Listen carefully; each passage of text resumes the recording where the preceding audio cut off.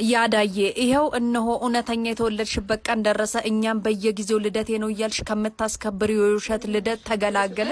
እንዲህ ስትፈነጥዝ አሁን በጣም ሆደ ባሻ አልቃሻ፣ በትንሽ በትልቁ ሆድ የሚብሳት የሚከፋት ለእንባ ቅርብ የሆነች ያዳነች እግዚአብሔርን።